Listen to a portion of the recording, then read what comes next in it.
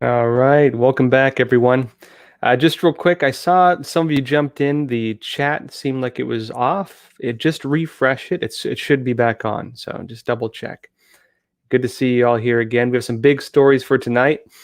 We're going to go into this Black Lives Matter activist who was arrested, now charged after storming the Capitol building.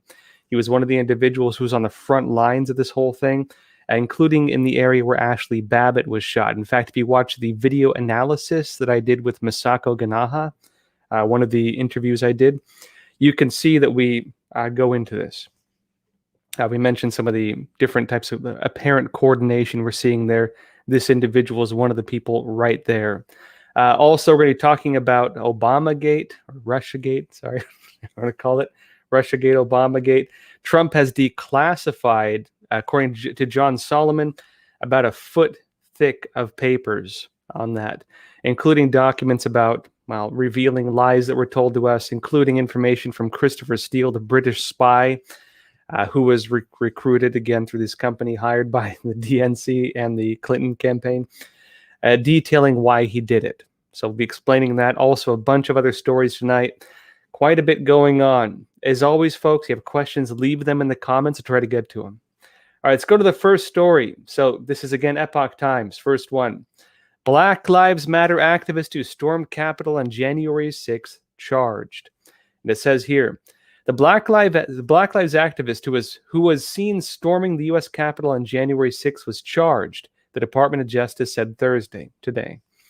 The new court filing says John Earle Sullivan, 26, told FBI agents last week that he was at the Capitol when the breach happened. He said he entered through a window that had been broken out. He also said he was present when Ashley Babbitt, an Air Force veteran, was shot dead by a U.S. Capitol police officer as she tried to climb into the House Speaker's lobby through the window. Now, of course, this individual, Sullivan, was one of the two main individuals who was recording in that room when that took place. So, in other words, last week, this individual did speak with the FBI, gave them footage, was apparently trying to go there as a witness. This was also one of the first individuals who went to all the mainstream media and was doing interviews. This was the guy who appeared on CNN that same day. But it turns out that the guy didn't tell the whole story, according to these charges. Again, guilty, innocent till proven guilty. But according to the charges, he was not telling the whole story. He was also agitating the crowd, encouraging destruction, encouraging crimes, many other things going on. Let me explain a bit more. It says, Sullivan showed agents some of the footage he captured inside the building, which he and others entered illegally.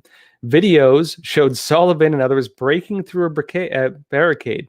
The Utah man shouting, quote, "There are so many people, let's go. This expletive is ours." Expletive, yeah. We accomplished this expletive. We did this together. Expletive, yeah. We are all part of this history. Let's burn this expletive down. He was later heard encouraging protesters to climb a wall to get to an entrance to the Capitol building and was seen entering the building. Now, remember the interview I did with Michael Yon, talking about, again, these apparent agitators, individuals who were encouraging people to enter the building illegally, individuals who were clearing the way. Michael Yon was saying these people were using Antifa tactics. This individual now charged, a Black Lives Matter activist, was, according to these charges, was in fact one of the individuals doing that, meaning that interview now has some added credibility to it. That, again, it does appear to be the case that some of the people agitating this individual in particular appears to have been, again, with the far left infiltrating this protest. And in addition to this, you can go on the guy had a website. If you go on his website, he actually talks about anti-fascism, which would be Antifa, of course. He has pictures of himself holding a rifle, a long gun. Also has pictures of him putting on what appears to be a Trump hat.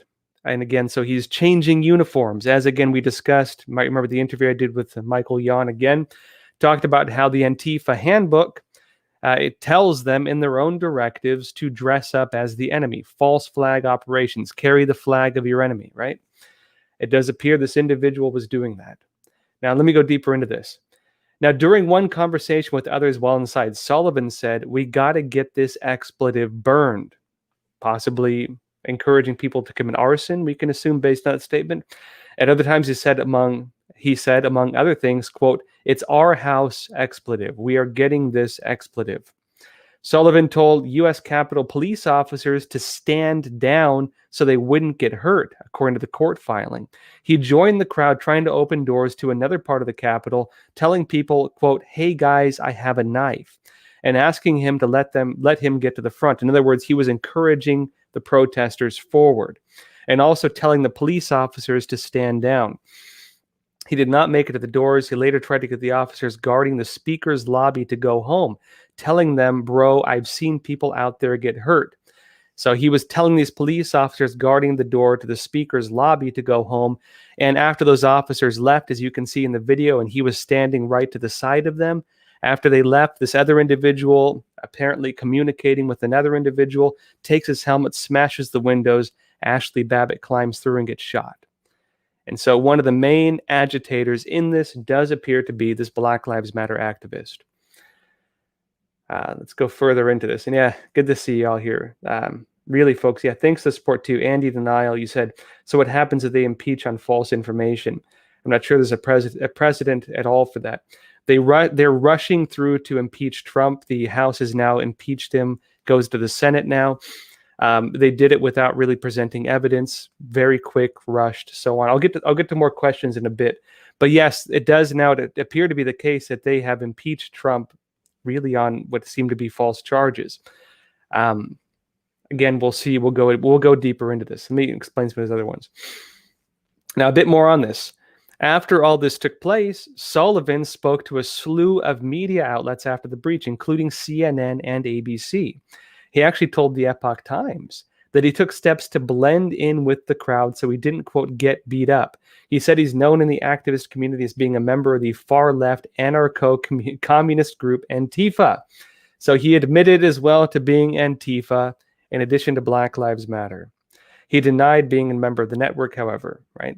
He said he's known in the activist community as being that, but he denied being part of it. He told the Epoch Times he knew of plans to storm the Capitol and he saw them on, quote, underground chats and things like that. So he's also kind of ironically blowing the whistle on Antifa, planning on underground chats to storm the Capitol building, and was himself there on his website. He has anti-fascist written. He's an open Black Lives Matter activist, was encouraging actions, again, illegal activities, was encouraging police to leave the scene, opening the way for that woman to get shot, was encouraging people, again, to commit other acts, including, again, egging them on, again, one of the Antifa tactics, as we discussed in a previous interview with Michael Yon. Now, Sullivan had posted in support. So let me continue this, actually. He said, again, he said he heard these chats of Antifa and these underground chats. Now, he says if he wasn't Antifa, right? He says people see him as part of Antifa, but denied being part of that network. And then he said he saw them discussing their plans to storm the Capitol on underground chats and things like that. If he wasn't Antifa, how was he on these underground chats and things like that, where they're discussing, again, their plans to storm the Capitol building? Anyways, he posted information about the plans on his social media, but didn't inform law enforcement. He said, quote, "I'm not a snitch." Now, Sullivan has posted in support of Black Lives Matter. He leads a group called Insurgents USA. So he's a leader of one of these groups, which says it was founded in the wake of the death of George Floyd, a black man in police custody, again, died in Minneapolis last year. Now, the lack of care, he says, for the human life was unacceptable, so we set out to end police brutality. And he says, quote, "We then set out to empower and uplifting Black and Indigenous voices."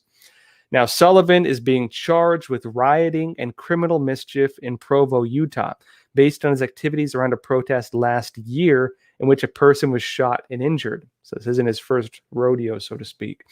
Sullivan was charged this week with unlawful entry, disorderly conduct, and attempted obstruction of law enforcement. He does face jail time if convicted. Pretty big update, right?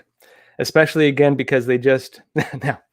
now we know that a Black Lives Matter activist, one of the leaders of one of these Black Lives Matter branches, and a individual who says he was understood as being part of the Antifa network, but not, he claims, part of Antifa itself, but was on their internal chats of them discussing this, knew of their plans to storm the Capitol, and even posted about it on social media. This individual now was one of those at the front lines of the Capitol siege, one of the ones who told the police to leave or encouraged the police to leave, who were guarding the door through which Ashley Babbitt climbed and was later shot. And now, again, Trump is being impeached, or the Democrats are trying to impeach him, based on the idea that he encouraged this. That narrative is falling apart to an extent. But an important point here, if the media, if big tech, if big government is alleging that, again, you had a siege on the Capitol take place, that far-right extremists did it, that this is an insurgency and they're terrorists, does this now mean that Black Lives Matter, they're admitting, is a terrorist organization, given that one of the individuals who led this was Black Lives Matter? Are they going to now begin censoring people who are part of the connected movements to this individual? Will they now claim that, again, these people are insurgents and terrorists, and claim that these individuals are, launching an insurrection against the country? Or will they continue their narratives? We'll have to see what happens with this. But this is a major blow to the narrative they've been pushing. Now, let me go a bit deeper into the news, and I'll get to some more questions. The next one here, real quick. We don't have too many details on this yet, right? We don't have too many details on this. This is Lou Dobbs with, again, Fox Business. He posted this on Twitter. He said, Obamagate uncovered. John Solomon says that sweeping declassification of Obamagate documents includes surveillance of President Trump, his campaign, and Christopher Steele's debriefing reports. Now, pretty big accusations here. Well, we don't actually know the contents of this document. John Solomon briefly discussed the contents that he says he's seen on Fox Business. They had the exclusive on this. We have not yet seen the public documents on this. He does allege, however, that Christopher Steele, the individual who made this whole thing public, Christopher Steele, who did the Steele dossier, remember the PP Gate dossier, the one where it was saying Trump was in Russia and doing all kinds of freaky stuff? Well, Christopher Steele, this former British spy, was the one who did that, put that together. Again, hired by Fusion GPS, which in turn was hired by the Clinton campaign and the Democratic National Committee, the DNC. Now, interesting note in this, according to John Solomon, again, we don't have the reports yet on this. We can only say what he's reporting. Can't confirm it, according to John Solomon. He is saying now, John Solomon, that Christopher Steele admits in these reports that he put that whole thing together because of the Clinton email scandal was coming out, and the entire Russiagate scandal, this entire Obamagate scandal, Spygate scandal, whatever you want to call it, the whole thing was put together through this to divert attention away from the Hillary email scandal. And so, again, that led to this whole other problem.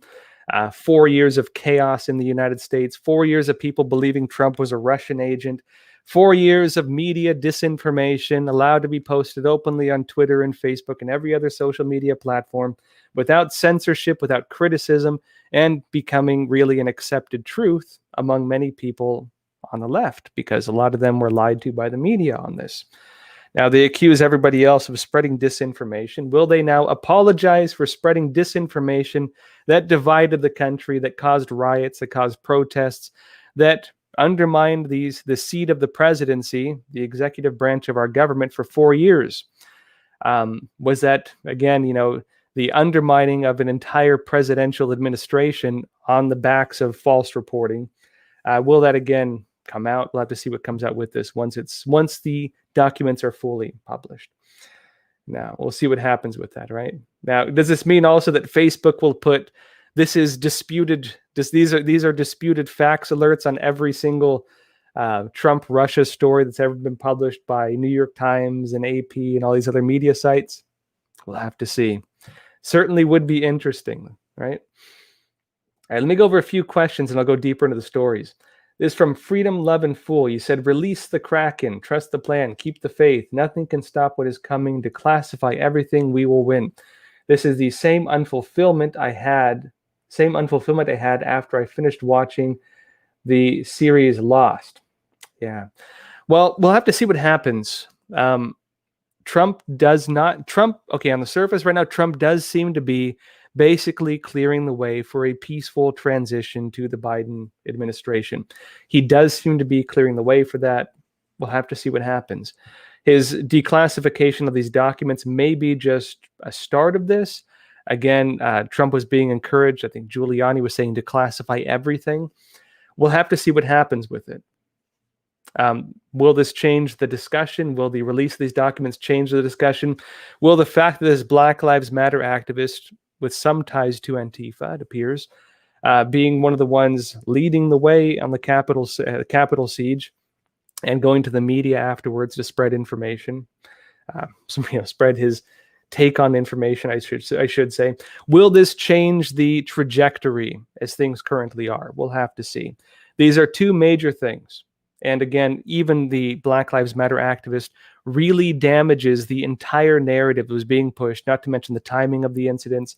Again, people were breaking into the Capitol building while Trump was still giving a speech before it ended, meaning that Trump did not instigate that. And again, that is the basis of Trump's impeachment. What will these facts now change the trajectory of what is happening? We'll have to see. Real quick, Beth Coddington, you said, good to see you, Joshua. Missed you last night. Yeah, sorry about that, folks. We didn't do the live last night. Do apologize for that. You said, have you heard about a group tour, about the group given a tour by a few congressmen on January 5th? It was very irregular. I have not heard about that, actually. But thank you for pointing it out. I will look into it. This is Eduardo. Thank you. You said Lieutenant General Thomas McInerney said Special Forces has Pelosi's laptop. I did see the video of him alleging this. He said, do you know anything about this? He seems highly credentialed. The web has some funky stuff on him, but what can you trust nowadays? Okay, so the allegation, so Pelosi's laptop was one of the items stolen from the Capitol building. The allegation is that Special Forces were in with these individuals breaching the building, and that they were the ones who stole Pelosi's laptop. We cannot verify that. Again, this lieutenant general did say this. We can't prove it. The credibility of it is as much as you want to put on this lieutenant general. So, your call. No way I could prove it. We do know that her laptop was stolen. That's about it. And that there are people claiming that the Trump administration has that laptop and may be using it for some kind of criminal probe.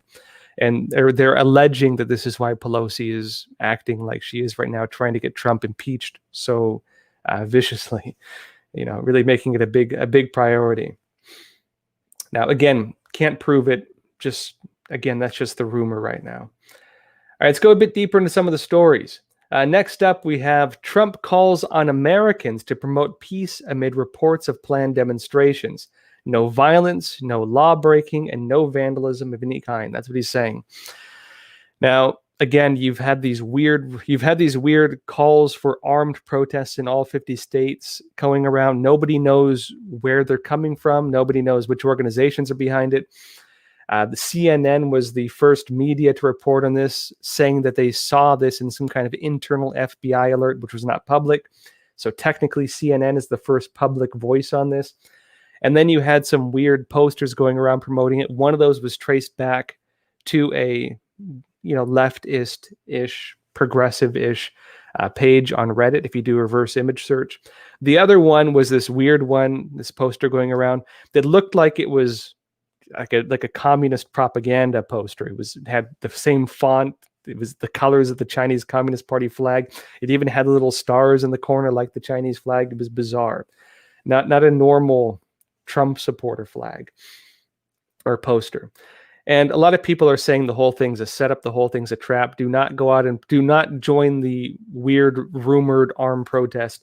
And Trump himself is now calling on Americans to promote peace amid reports of these planned demonstrations. And he's saying no violence, no law breaking, and no vandalism of any kind. Let's go into this. Now, President Donald Trump issued a public message to the nation in a video issued late Wednesday, calling on Americans to promote peace amid reports of planned demonstrations to take place in the coming days. And he said this, quote, Over the course of the past year, made so difficult because of COVID-19, we have seen political violence spiral out of control. We have seen too many riots, too many mobs, too many acts of intimidation and destruction. It must stop. And he continues, whether you are on the right or on the left, a Democrat or a Republican, there is never a justification for violence. No excuses, no exceptions. America is a nation of laws. Those who engaged in the attacks last week will be brought to justice. And he says also, now I am asking everyone who has ever believed in our agenda to be thinking of ways to ease tensions, calm tempers, and help to promote peace in our country. There has been reports that additional demonstrations are being planned in the coming days, both here in Washington and across the country. I have been briefed by the U.S. Secret Service on the potential threats. Every American deserves to have their voices heard in a respectful and peaceful way. This is your First Amendment right. But I must emphasize that there must be no violence, no law breaking, and no vandalism of any kind. That's Trump. Now, go a few more on this and we'll get some questions. Now, this is the next up. Something happening right now again in D.C. It says here about 20,000 National Guard members to be stationed around D.C., officials say. Now, it says about 20,000 again, members of National Guard will be deployed in Washington for President-elect Joe Biden's inauguration on January 20th, local and federal officials said. And already we have lots of video footage, lots of on-the-ground witnesses, large numbers of National Guard troops on the ground in Washington, D.C. as we speak. Now, this is according to Metropolitan Police Chief Robert Conti. He said, I think you can expect to see somewhere upwards of beyond 20,000 members of the National Guard that will be here in the footprint of the District of Columbia. Now, the previous number was 15,000, up to 15,000. Now they're saying beyond 20,000.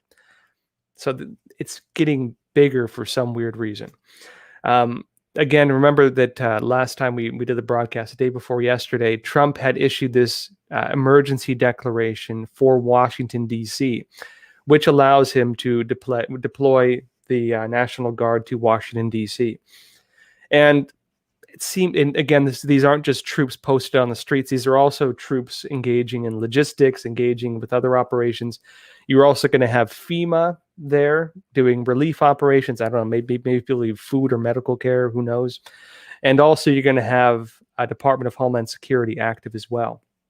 So this is what's going on right now in Washington, D.C.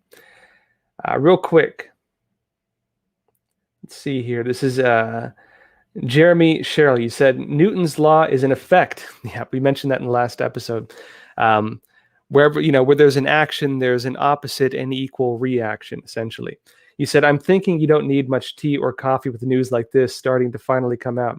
Yeah, I do have some good black tea today. Black tea and honey. Classic, right? You said, keep up the excellent work, Joshua. Yeah, I really appreciate it. Thank you. Aaron Paradiso, you said, people need to see the truth. Why are there so many troops in Washington? 20,000. Yeah, and again, they previously said up to 15,000. Up to. In other words, 15,000 was the cap. Now they're saying upwards of beyond 20,000. So what made them assess they need even more troops? Upwards of 20,000, beyond 20,000. Maybe they're assessing there's a deeper threat. I have no idea. Rosemary Warrens, you said, why are 20K National Guard needed? Yeah, you tell me, right? Let's see, Lady Anderson, I appreciate you. Said your name, the Epoch Times dropped a lot as the credible news. Hope you keep getting the recognition you deserve if people wake up. Don't get too big and sell out. Don't worry about that. We need honest and fair reporting now and forever. Yeah, and we're seeing the repercussions of it. There's hit pieces left and right on us, but it's interesting actually that the hit pieces don't really have any weight these days. It's like there's nothing behind them almost. Alina, thank you for the support. Thank you. RJ, you said, where is Ruby? Seriously, where is she? No, not sure actually. Let's see. And Trick Vicky, you're asking about General McInerney. said that if POTUS knowingly allows a foreign government to place their chosen candidate in presidential office, he's breaking his oath and committing treason. Again, this lieutenant general is making these claims. I cannot confirm it. We'll have to see, right? All right, let me go deeper into the stories. I'll go to the next one now. This is Senator Cotton. He said, Senate lacks authority to hold Trump impeachment trial after January 20th. Now, remember, as I said previously, Pelosi came out very quickly, actually. You had this whole move to push Trump off of social media, right? They pushed him off every platform, banned him on Facebook, Twitter, so on. We're going to have some info on that from a new Project Veritas drop. Again, you had all this info come out, right? Trump got pushed out. They did mass censorship. As soon as they locked down, basically kicking everybody off Twitter, a lot of people off Twitter, Facebook, so on. And then big tech pulled Parler offline, this other big social media site, which prevented, of course, the potential of users, that immediate emotional reaction of getting censored, moving quickly to another platform, which would have been Parler, which is being interpreted as antitrust violations of, basically them taking out a competitor, and also of censorship, of course, during a very critical time in the country. Now, again, at the same time, Pelosi tried to push Pence to invoke the 25th Amendment to remove Trump from office, and was really trying to rush that, and was threatening that if they did not do that, if Pence did not do that, Vice President Mike Pence, that she would move forward with impeachment. Now, as we mentioned before on this channel, even though there's a lot of noise, even though there's a lot around it, really in terms of practicality, they're probably not going to be able to impeach him. Again, the House has voted today very rapidly to impeach Trump. It's now going to the Senate, but the Senate is not going to be able to vote on this until after January 20th, when Trump will no longer be president if everything moves forward as they're saying it will. You can only impeach a sitting president. You can't impeach someone if they're not president. After January 20th, unless something happens, we'll have to see. After January 20th, Trump will not be president. Why are they trying to impeach him then? And so, again, there's a lot of hot air, honestly.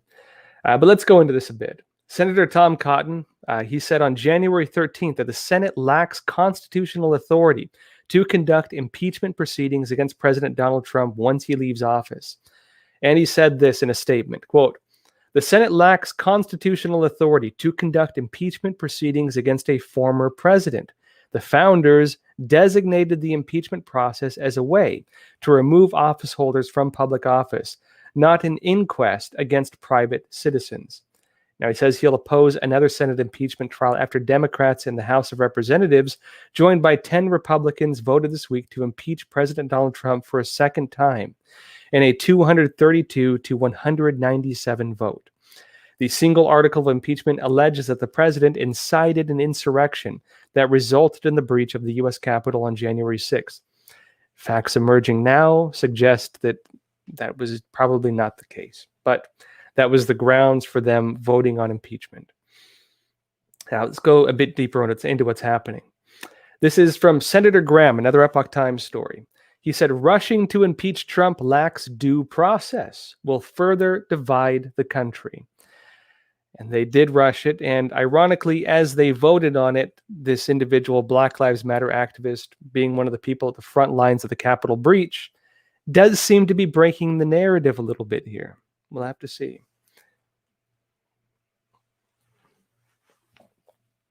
Now, let's go into this.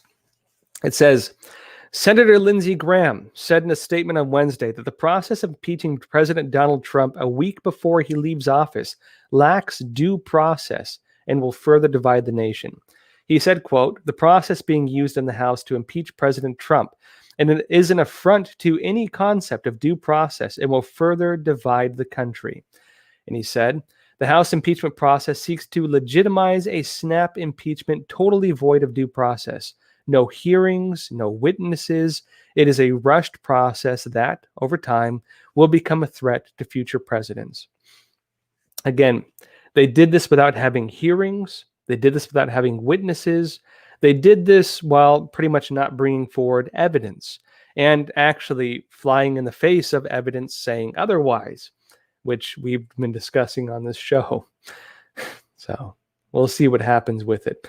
But again, as I mentioned, a lot of it is probably hot air, unless they think Trump's going to be in office after January 20th, and they want to impeach him after January 20th, right? Unless they think that's going to happen, or unless they think that they can bypass constitutional law and impeach someone who is a private citizen and not a president after January 20th, which would be the case technically. We'll have to see, right? Now, a bit more on this. Now, another quick story, just real quick. The Census Bureau is halting efforts to comply with Trump's citizen mandate.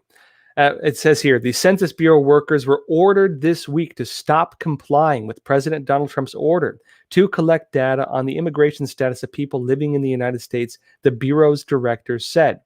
Now, Stephen Dillingham, the director of the Census Bureau, said in a January 13th memo that he's informed officials at the agency, quote, that those involved should stand down and discontinue their data reviews.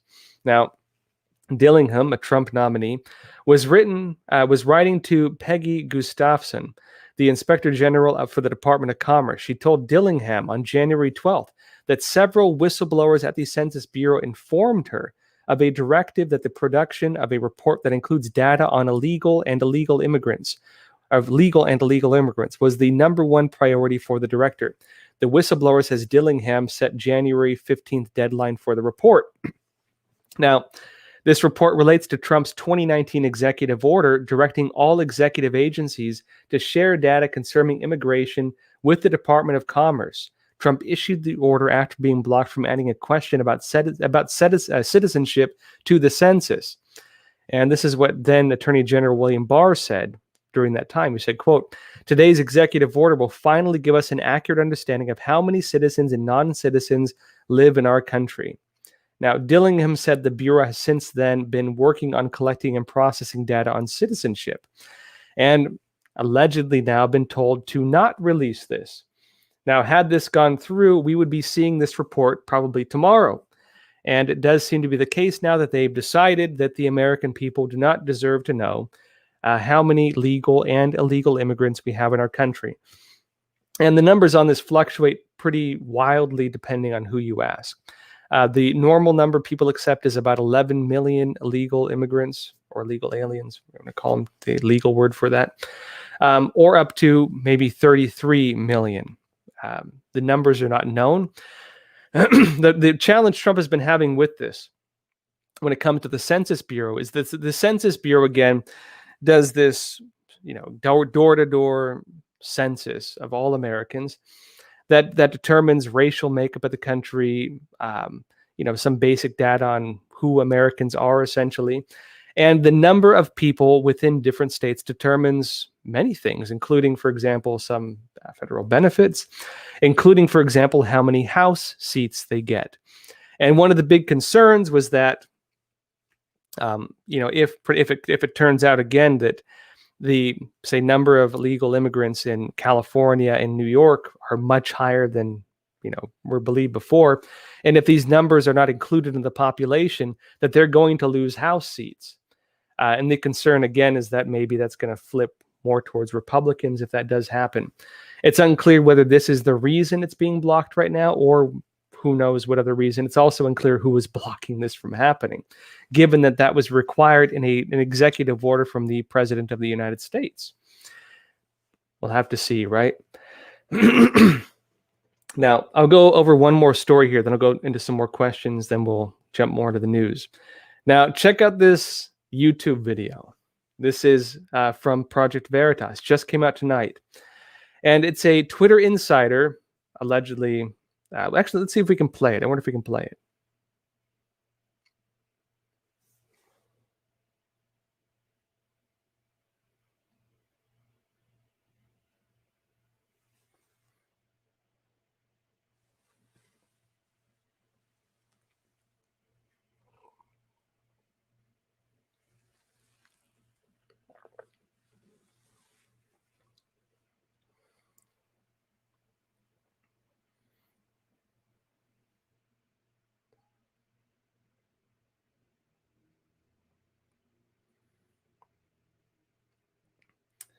Yeah.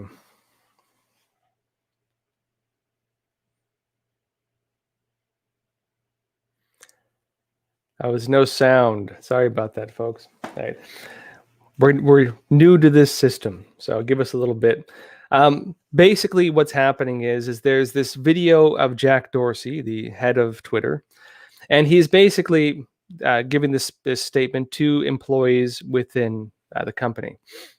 Now, Jack Dorsey is saying here that essentially they have now censored President Donald Trump. That is the accusation. He doesn't say Trump by name, but according to Project Veritas and within the context of what he's saying, that does seem to be the case.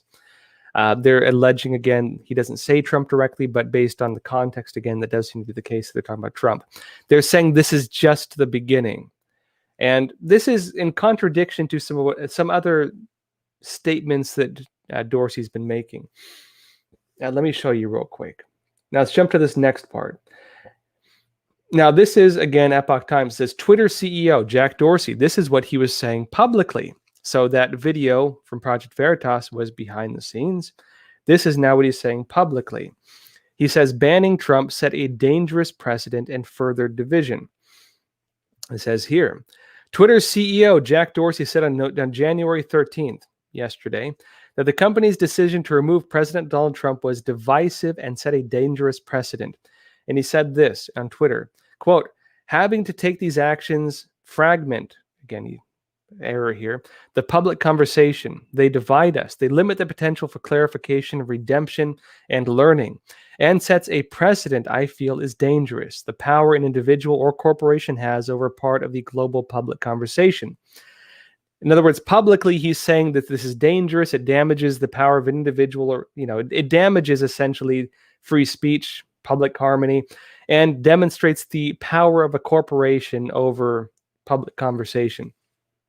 This is what he's saying publicly. While behind the scenes on that video now released by Project Veritas, he's saying, yes, we did it, and this is just the start. This is going to be a trend that's continuing, meaning that they're going to very likely even further deepen this censorship going on. Now, a bit more on this. I'll go a bit more into what's happening with Twitter, Facebook, then we'll go into some of the questions. Now, another story here. Twitter and Facebook, $51 billion combined market value erased since Trump ban. These companies are committing like ritual suicide here by what they did, essentially. Imagine being a shareholder in these companies, and out of the blue one day they decide to ban the president, and you see the value, your money, basically being erased because of this deeply politicized move that was rushed out and appears to be based on questionable evidence. Let's put it that way. The accusation that Trump was inciting basically an insurgency or insurrection, right? And again, evidence now coming out suggesting otherwise. But again, they've lost $51 billion in combined market value because of that move in just a few days. It says here, social media giants Facebook and Twitter have collectively seen $51.2 billion in combined market value wiped out over the last two trading sessions since they banned President Donald Trump from their platforms following the U.S. Capitol breach. It says large tech firms and a number of Democratic political figures have claimed Trump incited violence at the U.S. Capitol on January 6th. The incident disrupted debates in both the House and Senate as lawmakers were forced to shelter in place while police and security attempted to regain control. Now, Trump took to Twitter following the outbreak of violence to call on protesters to, quote, go home in peace. He denounced the violence as a, quote, heinous attack that, quote, defiled the seat of American democracy on January 7th. It is unclear who instigated the breach of the building. It's also important to note, too, that two of the first tweets that Twitter deleted on that day was Trump telling people to be peaceful and telling them to go home. And so if he was inciting and they were deleting his tweets for incitement of this violence and so on, why did Twitter delete his tweets telling them to be peaceful and to go home, right? Now, let's go deeper into this. Here we have, again, something interesting happening. Now, imagine you're a shareholder, you're maybe even on the board of directors, or you have some deep financial interest in these companies, in these big tech companies. You've seen them now take a move that's lost more than $50 billion, billion with the B, right? More than $50 billion, right? You've seen them do this politicized move, rush it out overnight. This happens, and you may have lost a whole lot of money. And now you're seeing this story coming out. North Dakota bill would let censored citizens file lawsuits against Facebook and Twitter. Now, it says a bill proposed by Republican lawmakers in North Dakota could enable lawsuits to be filed against Twitter and Facebook by users who have seen their accounts deleted or censored. Now, I've seen some people alleging they're getting emails or messages back from Twitter now saying, we've reactivated your account. And a lot of people are saying, why are they doing it now after going through with this? Who knows? But this new bill, sponsored by 6 legislatures, is entitled An Act to Permit Civil Action Against Social Media Sites for Censoring Speech. And it stipulates that websites with more than 1 million users would be, quote, liable in a civil action for damages to the person whose speech is restricted, censored, or suppressed, and to any person who reasonably otherwise would have received the writing, speech, or publication. Now, technically, these companies are protected by Section 230 of the Communications Decency Act, the one that Trump was trying to repeal. We'll have to see now how this plays out, because you have local law. And, the way the United States is set up as a constitutional republic is that states are able to institute their own laws, which can be separate from federal laws. Meaning local law, in this case, may be able to do this. And now imagine, again, you're a shareholder and you're seeing these companies make very serious, poor financial decisions based on political interest or ideological interest. And they are now at risk of, in addition to losing $50 billion, more than $50 billion, sued by people they've censored. And this new video of Jack Dorsey, published by Project Veritas, stating that they're going to be continuing doing this, that this is just the start, right? We'll have to see how this one works. Another part of this. Now, this is another article. Judge in Facebook antitrust lawsuits has set deadlines for response. It says the judge overseeing 2 separate lawsuits against Facebook by the Federal Trade Commission, the FTC, and a group of state attorney generals set a March deadline for the social media company to respond, according to a court filing on January 13th. Additional lawsuits underway, in other words. And now, in addition to this, let's talk about Parler. As all this took place, as all this censorship took place, now imagine, again, we have a huge incident taking place. You have these social media platforms kicking people off. You have people very concerned. You have a lot of emotional turmoil. Now, when you're dealing with business and politics and propaganda, what they try to do, agitation, propaganda, and so on, they agitate you. They get you worked up. And then they try to direct that agitation towards a target. They want to agitate you, get energy worked up, and then have a target. This is why you have the October surprise with elections. They agitate you to get you out to the polls, right? Now, businesses do this, activists do this. They get you worked up so that you're more likely to act on something. And so that period of emotional agitation height, right? The height of that is the most critical when it comes to change taking place. What happens then when Facebook and Twitter are kicking people off? People are really scared. Censorship seems to be all around them. Media are doing hit pieces left and right. And suddenly they're, okay, where do I go? Well, the only big platform people have been talking about was Parler. And so right when there was that big surge, right, that big movement, what do? They shut Parler off. Overnight, this very big rising tech company was destroyed, essentially.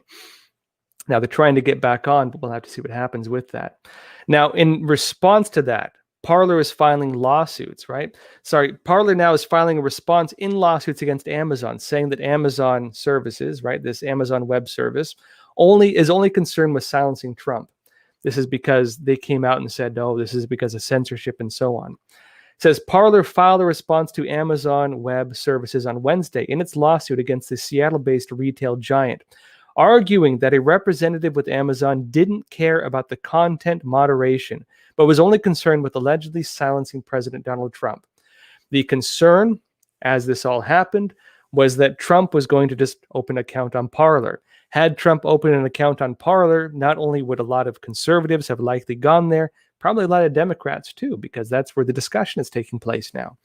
Instead, what do? Amazon Web Services kills the website, kills the service. Apple removes it from their App Store, so on and so on, right?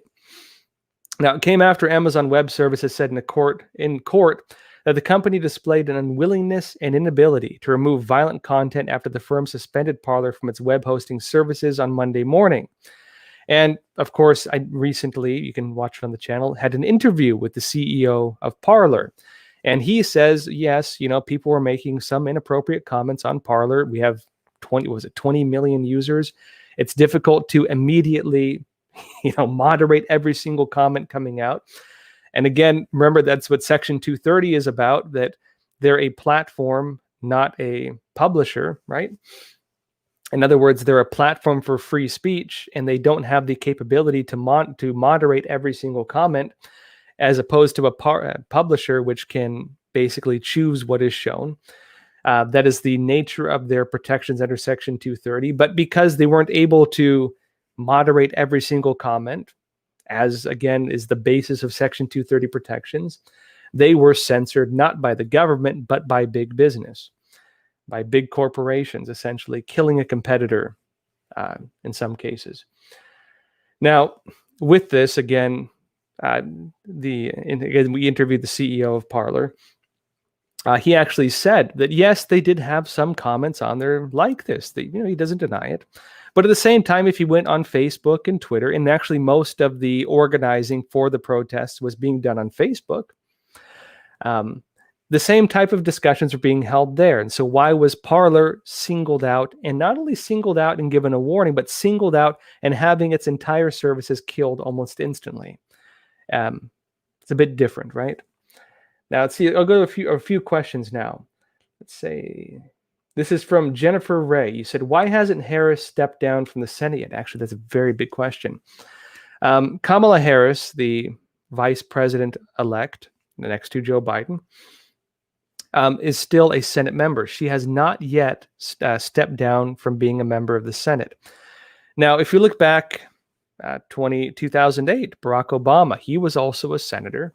He was elected president, and he resigned his Senate seat long before this happened. Remember the whole scandal around that? This Ron Blagojevich tried to sell his Senate seat, went to prison for it. Trump later pardoned him. Why has Harris not yet stepped down from the Senate? Why has she not yet resigned from it? Your guess is as good as mine. She hasn't said any public statements on it. There's speculation that maybe she doesn't believe the inauguration is going to happen. Who knows? Who knows what she's thinking, but it's true that she has not yet stepped down from her Senate seat. Let's see, this is from Charles W. Jansen II. He said, stay out of the streets the week of the inauguration. Stay home. And when Antifa and BLM strike, when they are arrested, people will know. Yeah. And actually, the Biden campaign, they announced that they're going to be closing the entire National Mall on Inauguration Day, January 20th. And a lot of this is going to be virtual. The planned inauguration is going to be virtual. They're going to have Lady Gaga singing and that kind of stuff. They're only going to be letting reporters and security personnel in the area. We'll see if we can get in. Epoch Times does have some White House reporters. It'll probably be only for White House reporters. We'll have to see what happens with that. But again, you're going to also have 20,000. Why have 20,000 troops on the ground during that time when they're not going to have the place open anyways? Maybe they're concerned about a security incident. You do have these talks of armed protests. Nobody really knows where they're coming from. Who knows, right? Now, this is from Robert Carr. You said, I heard there was going to be a communist purge. We'll have to see. This is from Tacitator. You said, all these threats for Wednesday smell fishy. If there is anything, what are the thoughts on it being Antifa masquerading as Trump supporters? Yeah. Well, again, we have seen some evidence now. Not only this one individual, this Black Lives Matter activist who did have ties to Antifa, being arrested and charged with leading the charge on the siege on the Capitol. And an important point in that's not being highlighted much, because he said it in an interview with Epoch Times. He said that he was on these Antifa internal chats. That individual said he's on these internal chats of Antifa, and they were planning to do exactly what people are accusing them of doing, infiltrating that event. And you have an individual arrested for it, an individual who posted about this publicly on social media, who said this is taking place, who himself was part of some side branches of that, and who has ties directly to it. Now arrested, now seen carrying out the same types of operations he alleged were going to be taking place. And we'll have to see where the discussion goes from here now. Real quick, he said, this is from Charles Jansen. You said, what Dorsey said is our country is divided, and to unite us, we must silence the other half. Yeah, essentially, it is what he said. Now, we'll have to see what happens with everything. As I mentioned before, there is a big wave of censorship sweeping across the country right now. There's also a lot of pushback on it. You do have pushback, one, with the lawsuits. You have pushback with the lawsuits from Parler. You have Gab now coming up as a bigger platform. Actually, I remember I was one of the early users of Gab, but I didn't find it very useful early on. But there's a lot of users on it now, so we'll have to see. I'm not posting much on Twitter these days because of all this. The environment of censorship is really bizarre, honestly. And really, within circumstances like this, one of the old accusations was, well, if you don't like it, go build your own platform. Well, that other platform for most conservatives was Parler, and that it was doing very well. And big business, not government, showed they could crush that overnight. This means now that conservatives and even just clever business people are seeing maybe there's a big market to start up a web service. If, again, people are now concerned about even Amazon Web Services and the reliability of that type of company. And even in addition to that, you now have a lot of shareholders who are witnessing political censorship damaging their financial securities. They're seeing more than $50 billion wiped out within a few days. And signs and statements suggesting that this is not even the end of it, that this is going to be a long-term thing. This is only the beginning of what they're doing. Now, if you're a businessman and you're an investor and someone says, hey, I want to start up this web service that's going to replace these things, and hey, why not start up a social media too? That is a huge investment opportunity, is it not? And so really, give it a couple months. We'll see where things go, because I don't think this is working out for them, which, again, I've been saying really makes me wonder why they're acting like this with such intensity right now, because even not very long-term thinking, it doesn't make a lot of common sense. It does not make sense what they're doing. Unless they think, capitalism is going to come to an end or something like that, and the free markets are going to go away. As long as there's the free markets, you're going to see people building competing platforms and building new infrastructure, not only ideologically, but because it's a huge business opportunity. That's my prediction. Not to mention, if Trump really does get pushed out of office, you're going to have a billionaire floating around as a private citizen then who can do all this and who is very unhappy with what's happening. We'll have to see what happens again. This is from Beth Connington. He said, have you heard Georgia Representative Marjorie Taylor Greene plans to file articles of impeachment against Biden on his first day in office? Thoughts? I have seen that. I've also watched her interview saying she would do that. The problem is, again, in terms of this, you do have a supermajority with the Democrats now. Her ability to get that passed is really almost nothing. But it's, but it is her playing the same game that Democrats played during the Trump, in the Trump administration, where they impeached Trump knowing that it wouldn't get past the Senate, right? They impeached Trump knowing they could pass it in the House. It looks bad on him. It's a news opportunity. It's politics, right? This is just politics. And so she's kind of playing the same game they played. It's not really, there's probably about a 0% chance that that's going to go through, just because again, Democrats have a supermajority now. But we'll have to see. Brian Moore, you say, thank you for the donation. You said, for the truth. I really appreciate it. Control-Alt-Delete, you're saying, seeing as they cut Trump off from communicating to us, I say he uses the emergency broadcast as his Twitter to troll Congress until he's out. Well, people were pointing to that. Trump again remember, during his administration, changed the standards on how to use the emergency broadcast system. Trump did make it so that he can, as president, send direct messages essentially to every person's cell phone using the emergency broadcast system. And that caused a lot of uproar when he passed it. People were like, oh, Trump can send messages directly to my cell phone now. What the heck?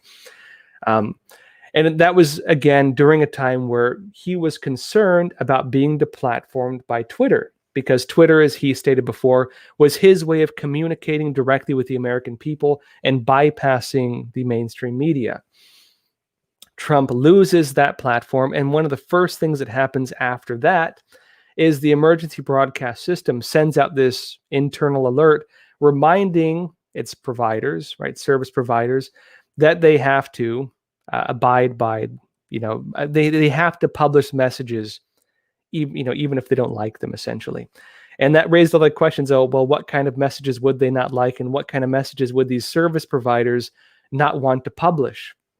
And the context of that is, of course, Trump again being censored and this happening. We'll have to see if he uses it. He did clear the way for it. A weird statement from the emergency broadcast system did go out right after he was censored. So we'll have to see. Well, folks, again, always really appreciate the support. Yeah, thank you all. Now, let me go over just a couple more stories, and then I'll go over a couple more questions. Now, this is Poland. It says Poland announces bill to protect online freedom of speech, and Prime Minister denounces big tech censorship of social media. Now, this is a quote here from the Prime Minister. He says, they have also introduced their own standards for political correctness, and they fight those who oppose them. Discussion consists in the exchange of views, not in silencing people.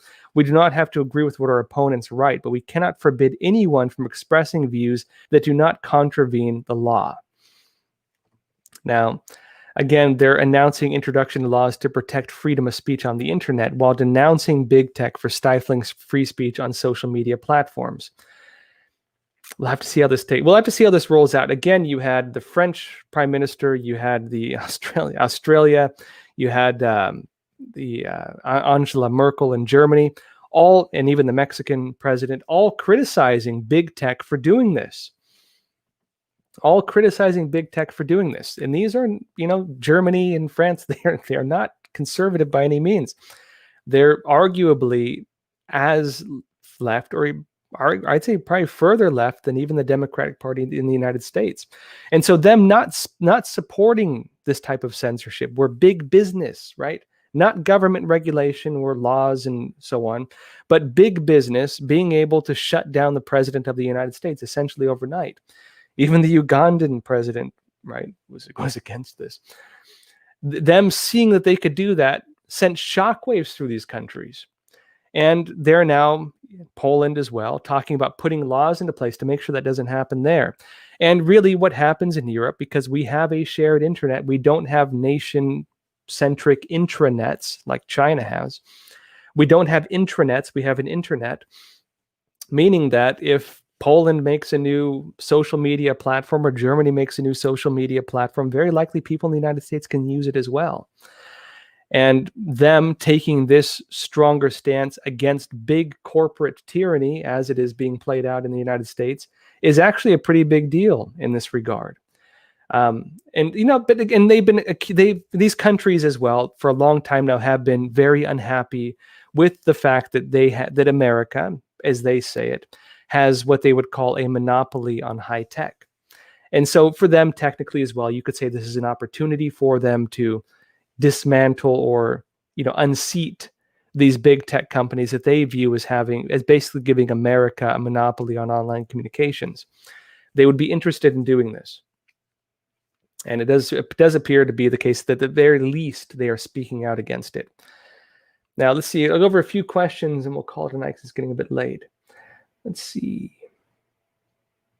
So this is from Freedom, Love, and Fool. You said, Josh, the Epoch Times should look into the 242,000 acres of U.S. farmland Bill Gates that Bill Gates has been recently acquiring. He said, I suspect he is putting in place measures to limit and possibly poison farm food. I mean, I can't accuse him of that. But if he is buying up a lot of land, that's, who knows what he's doing with it. Mark Zuckerberg was doing the same thing in like Hawaii, for example, buying up a lot of land. There was a lot of I'm part of Hawaii and I'm mixed, right? It was a big controversy because he was buying up land and Hawaiians were like, this was my ancestral land. And, he thinks he just bought it and he put a big fence around it and people were very unhappy about it. There was a lot of stuff around that. You do have some of these big billionaires buying up massive amounts of land. And yes, I know there's a lot of concerns around what their real intentions with that are. It's speculation. I don't know how I could prove anything on that. We'll have to see, right? Aaron Paradiso. If inauguration is on Zoom, why so many troops? It's virtual. Well, we see politicians that are corrupt arrested. Your guess is as good as mine. We'll have to see. Again, you could argue that the calling of the National Guard, and Trump himself did make the emergency declaration in Washington, D.C., and he does seem to have the support of local officials there, which are really not favorable towards Trump usually. They do seem to be supporting it, right? So we'll have to see. You could argue that maybe they are legitimately concerned about security, but they are also agreeing to a very large troop deployment in the nation's capital during a very critical time, and amid a lot of rumors that Trump may be doing something with that. We'll have to see. I cannot prove anything on it. We'll have to see. Let's see here. This is from BB Farm. He said, have you discussed validity of impeachment affecting him running in 24? Depends on Senate. Can Biden reverse/erase all of Donald J. Trump's executive orders easily / at all? So first off, in terms of, so if Trump is impeached, he would not be able to run for president in 2024. From what I understand, the Senate would also have to impeach him, right? You have to have the House and then the Senate. Now, Trump was already technically impeached before, right? Again, under this allegation of quid pro quo, the narrative on that kind of fell apart, but they impeached him anyways. The House impeached him, Senate blocked it, never went past that. That was not the type of impeachment that could prevent him from running again. That was not the type of impeachment that could have done that. It's the same thing right now. The Senate is not even going to vote on impeachment until Trump is not even in office anymore, at least based on the current trajectory, right, after January 20th. According to the Constitution, you cannot impeach a private citizen. And so the impeachment, unless they change the Constitution or something like that, it's not going to have an effect. Unless they think Trump is going to get reelected, it's not going to have an effect, really. You're asking as well, can Biden, or unless they push back further, maybe they move back the date and do it, but it doesn't seem they're able to do that right now.